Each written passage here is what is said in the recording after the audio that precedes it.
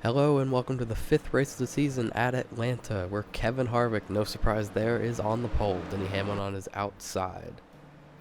This is a rough surface, and last year in the Aero package it raced pretty competitively.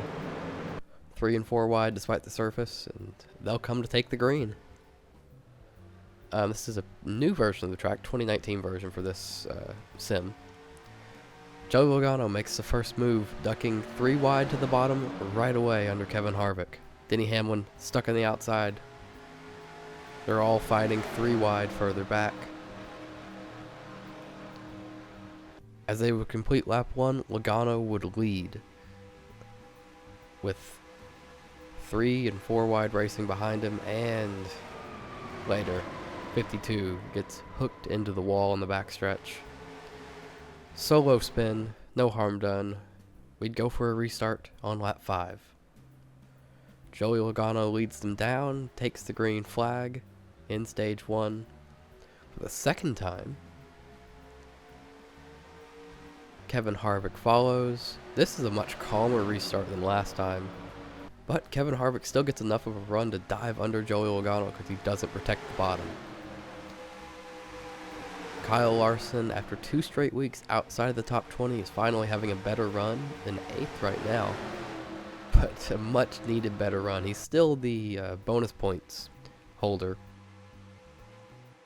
Joey Logano moves to make a move on Kevin Harvick. He's got Tyler Reddick behind him. Tyler Reddick, the rookie, having a great run. A little contact there even, but Reddick's moving up. It's a good run for him. Rookies tend to fare well at Atlanta. We saw it last year. Joey Logano would hold off Kevin Harvick, and that would allow Tyler Reddick to get a run, try and make a move. Now Reddick's on the back bumper of Joey Logano. But Reddick gets stuck 3 wide, and now he's headed backwards. Makes contact with Denny Hamlin. It's Hamlin and Harvick. Hamlin gets through. Hamlin's got a run coming to the end of stage 1 on lap 20, but cannot get there. Joey Logano wins stage 1 in Atlanta. But Hamlin gets through 2 laps later to take the stage lead. Martin Truex Jr. almost makes contact at the 22. And then, I think it was lap 24, contact made between the 9 and the 6. And then, in lap 32, this big wreck, the 3, the 20, and the 17, all piling into the turn 1 wall. No one else was collected, but those 3 cars made quite a mess. There's a ride along with Bubba Wallace. He's just barely escaping. But the big issue was exiting pit road after pit stops. Denny Hamlin clears himself on the 8, was not clear, and then both of them proceed to slide down in the traffic. That took out quite a few cars. Exiting pit road blindly onto the backstretch. NR2003 AI are not smart. They're not smart at all. Well, in the restart, they would prove to be even dumber because Chase Elliott and Kurt Busch had a disagreement on who was the leader, even though Chase Elliott's a lap down. It was fine, though. There was no caution immediately from that incident. They survived. Kurt Busch would hold the lead for a while until Joey Logano got under him again. And then Martin Truex Jr., who got through the wreck somehow, would get under him, and he would take the stage win.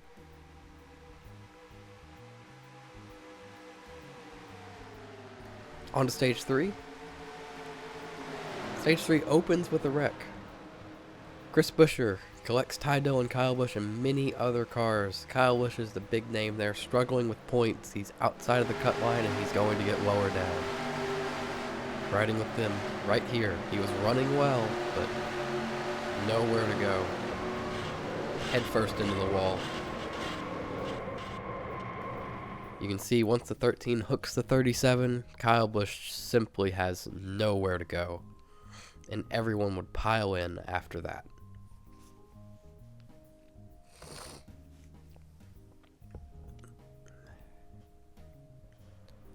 The restart. Martin Truex Jr. gets away.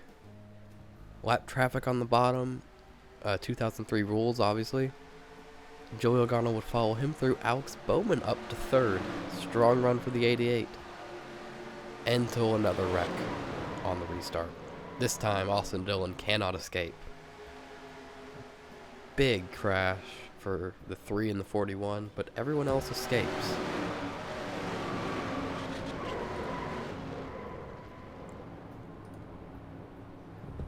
Then, under caution, Kyle Larson, who was having such a good run, suffers a mechanical failure, and it looks like the top 20 is not going to happen. Truex Jr. takes the green flag. Same order behind him this time. Alex Bowman does not get a good restart, and the lap cars do not cooperate either, trying to make it 2 and 3 wide. But Logano decides to push Truex through. Probably the right move to avoid any action with lap cars. It doesn't matter for that long because we have yet another wreck. Chris Buescher punts Ryan Newman through turn 4. No clue why. If we move on to the restart, that was a simple spin. Newman would keep running after that. And Logano has some kind of failure on the restart. That car's still running. But it did not work on that restart. He fell to 4th. But Truex got plenty of time to run away.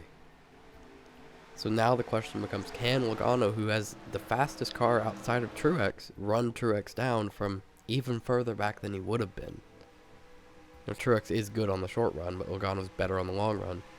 Logano would work his way back up to 2nd, about a second behind the 19 car, but not with many laps left to get there. But with 10 to go, Logano had in fact closed the gap. All of them have closed the gap, actually. Keselowski even, and Alex Bowman have closed the gap on Truex. Just dirty air is a problem. He would close it many times and just never get close enough.